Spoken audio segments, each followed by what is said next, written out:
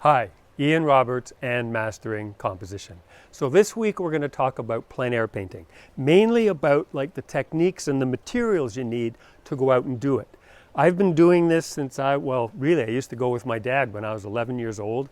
Outdoor landscape painting, we called it back then, and I've been doing it for decades, and I've learned a lot about the equipment and things that really work for me, and I thought I'd share it with you, including the number one thing that confounds most people. I've taught workshops with people that felt they painted pretty well, but they'd never plein air painted before. And they come out for the first time and it's like it's not on two dimensions holding still. It's big and moving and they're overwhelmed. And it's really discouraging at first. So I wanted to show you the number one thing you can do to kind of get a handle on that first big problem of being outdoors and trying to paint. And then I wanted to go into like the easels I use, the panels I use, how I prepare them, how I carry them so they don't get smeared and dirty, paints, brushes, and so on like that. I'll give you a list of all the different things that I'm recommending. I'm not getting, I'm not getting money for doing it. It's just I think they're good and I wanted to share it with you. I'm also going to show you how to sign your name on a painting at the end. And I'll just show you most of the things I've thought of the years I've been painting. There may be a fair number of cuts in the video because I have to sort of get different angles to show you things, so I hope it's not too jumpy. But let's start with that most important one. I'll see you at the end.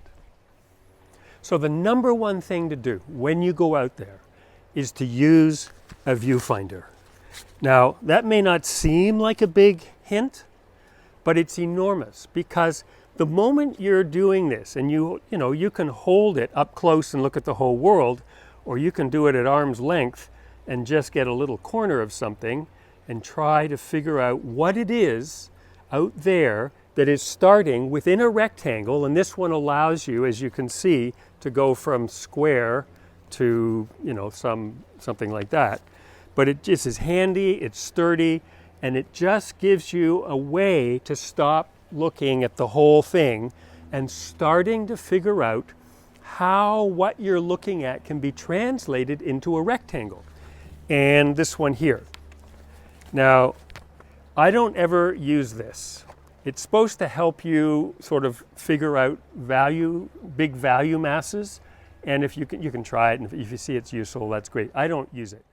In an image like this, rather than just big masses of sky and road and fence, when you crop it like this, then you start to see it in terms of design. You start to see a rectangle and things coming in, big shapes related to that rectangle and interacting with that rectangle, which really gives you a sense of the shapes and design rather than just subject-driven compositions. And then I'll take a square, a rectangle, or a square, that corresponds to the one that I'm looking through, and I'll start trying to figure out where are these shapes occurring relative to the rectangle.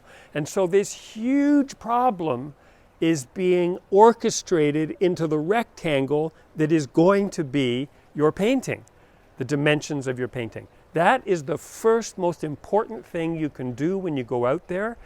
And I would even say, if you haven't been out plein air painting, just go out with a sketchbook and a viewfinder and practice that for a whole morning or for a whole week or whatever, just so you start to get the idea of how you translate the world into a two-dimensional rectangle. Because otherwise, it just confounds. It's so complex. I'd say that's the number one first thing you can do in learning to plein air paint. So let's look at panels. Now, I buy Raymar Belgian linen, Claessens linen panels. And they're a little on the pricey side, maybe around $8-10 each. So, if you're thinking, oh, that seems a little pricey to go out and I'm not really sure what my results, I'll show you what you can do at a cheaper way to do it. Raymar also makes a box that you can put your panels in. This holds 3, and I'm going to show you about toning canvases in a moment and why. So it holds 3, you bring it out, you put it on your easel, you finish it, you slide it back in, you can do 3 paintings and it keeps them from getting smushed and you come home safe. if that seems a little pricey, you can just get those cheap canvas boards that you get at the art store. And I'm going to show you now how you can put coats of acrylic gesso on that, such that it starts to smooth out all those bumps and becomes a much more, just a nicer surface to work on. Because I find these cheap panels terrible to work with because you spend so much time trying to fill in all the little holes. So I'll show you how you can smooth that out and make them really quite satisfactory, you know, and for $2, you know, you can go out and give it a try. The other thing is you can, of course, use stretched canvas. The only thing about a stretched canvas is if the sun is coming this way, it shines really bright through here. So you have to put a piece of cardboard over the back, tape it, or a very heavy paper, so the sun can't come through. Otherwise, it's very confounding to paint on. So let me show you those two things. First off, gessoing the canvas, and then toning the canvas, and why. If you're using one of those cheap panels, I've made it a little gray so you can see this coat going on. Just put 2 little bits of acrylic gesso on there, and then using an old credit card, or this is a airline that I don't use anymore, you just sort of wipe it on, smoothing it, and it creates a very smooth coat. And once you've sort of got it all on there, don't put on too much because it doesn't actually take all that much. And then you just start wiping it on the paper towel like that. And you just keep smoothing it till you just get go in there in corners and get those little bits. And then you just start pulling it off. And before you know it, you've got a really nice layer. And I usually put about 3 coats like that on those cheap panels if I'm using them. And there it is. Just doing it a couple of times in both directions, and it's a very smooth coat. Now, I do it different colors, but this one I sort of like. It's yellow ochre and ivory black. I just mix a little bit up there and put some mineral spirits in with it, make it sort of quite a loose, thin layer, get more mineral spirits like that. And then I just brush it on with a cheap brush. There's quite a bit of glare coming down from above on it, but it's just about as dark as you can see it in the bottom right. And I just get a layer over the whole thing, so there's no gaps. And you know, you can use burnt sienna, you can make it warmer and cooler, but you'll see, it doesn't look anything like this when it's done. Then I take a paper towel and I just start wiping it back. And I just like to get a really off-white color, I guess you could say. So probably should be wearing gloves considering all the paint that's getting on my hands, but you know, like 1 layer, 2 layer, and then this time, you know, I've pretty much got it down to about, you know, the value I want, and then there'll just be 1 more where I'll just kind of smooth it all out. And I'll show you in this Sorolla painting why you do it like this. So now I'll just wipe it to just smooth it out and then just put it aside, and it's dry the next day, and when you paint on it, it just holds and it's there. You've toned it. So you can do any number of colors. I am not a big fan of overly toned canvases, but that's just sort of an off-white. So when you look at the Sorolla, for example, you can see that that whole area in the bottom left and the bottom right, that's the toned canvas. It might actually just be sized linen that we're looking at. I don't actually know, but certainly he's painting on a toned canvas so that those little places, or those big places in this case, but if you're doing a painting, the little places where it pops through is not distracting the way a white canvas is. If I'm traveling by air and I'm going to be gone for a while and doing a lot of painting, I don't want to come home with I don't want to lug around 50 panels. It'll fill a whole suitcase. So what I do is I take 2 panels, I take sheets of canvas, primed canvas, and I tape them with masking tape onto the panel itself. And then when I get back to where I'm staying, I peel it off, put it in, put it on the floor, and then they just sort of keep growing and stacking up. And I could come home with 50 of those just sandwiched between the 2 panels. And some of them I'll think, this is a nice one. I'm going to mount that on a panel and frame it, and that I'm going to sell. Some of them, I'm thinking, well, they weren't the best painting and they might never get glued to a panel. But that option is there. It's simple to do. And then you're just traveling and doing a lot of painting without a lot of weight. So let's look at easels first. Now, many of you may have seen French easels, and they're large, they're kind of cumbersome, they take a while to set up. And, you know, some people stay with them because they're organic, you know, they're made of wood and they work perfectly fine. I had a half French easel, and I used it for like years and years and years. But you imagine sticking that in a suitcase. One, it's heavy, and two, it pretty much fills your suitcase. So,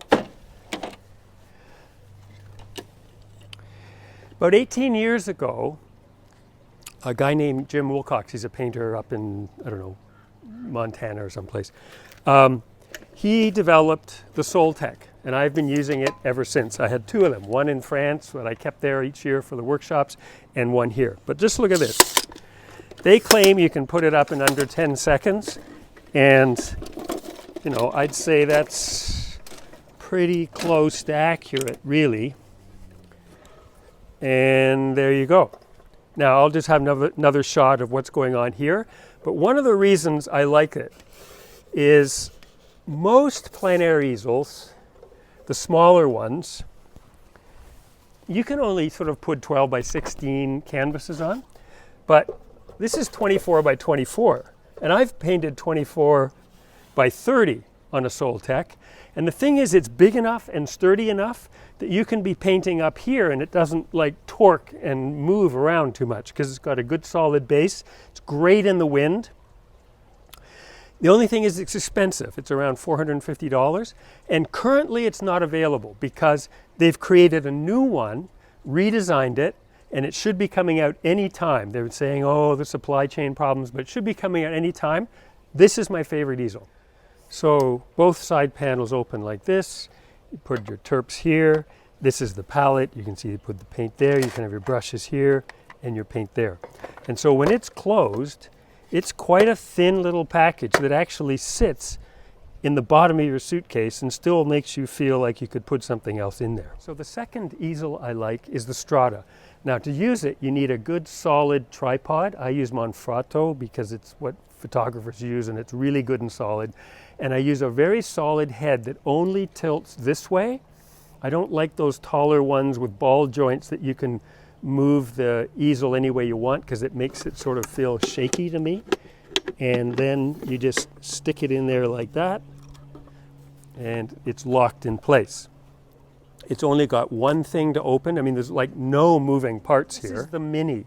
There's a larger one that's about this wide, but I have, and you can get this for the larger one as well, but I have two side panels. And so those side panels fit in there like that. And you'll see this one has the same material as this one.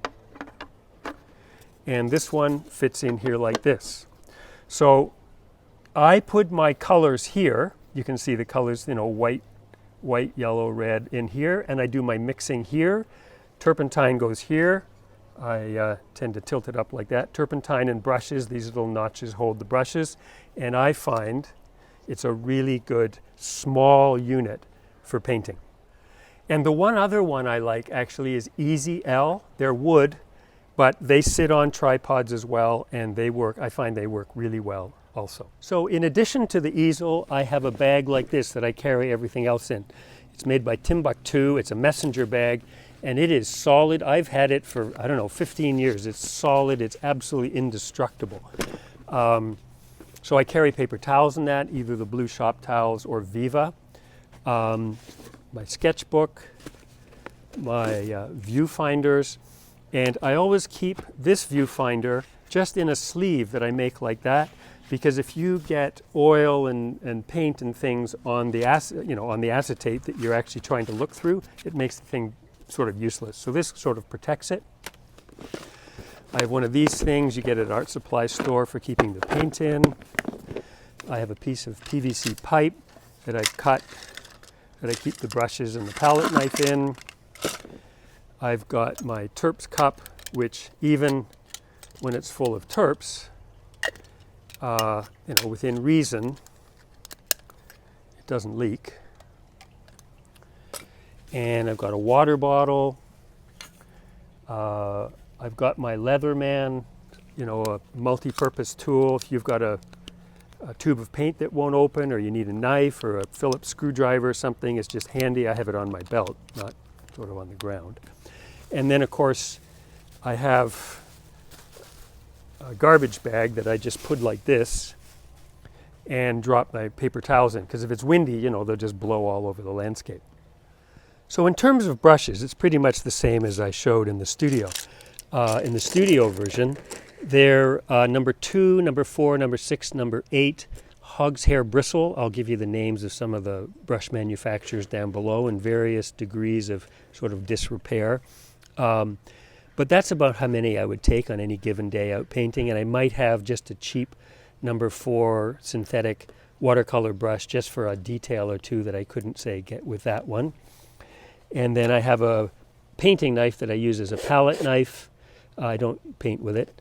And then in terms of paint, I have a studio size Gamblin 150 milliliter white. Most of my paint is either Gamblin or Utrecht.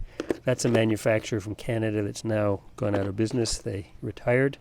But I'll have the actual list of colors down below, and the manufacturers of the brushes down below.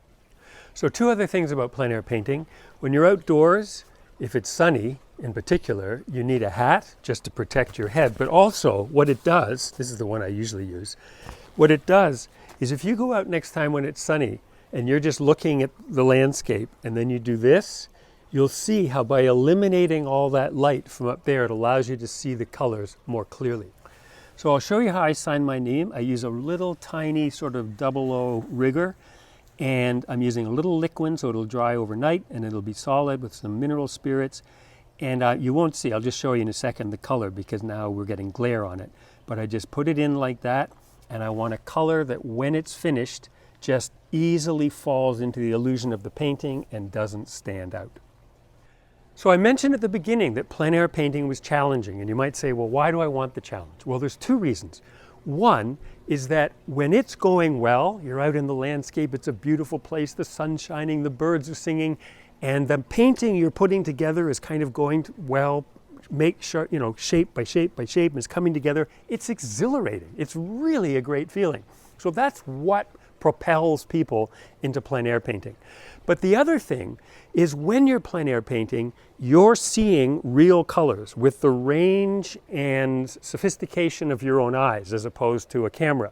And so you're understanding the color of shadows, and you're understanding things that the camera can't understand. And so it's got 2 really primary elements of why you might want to do it. And I love it, I got to tell you.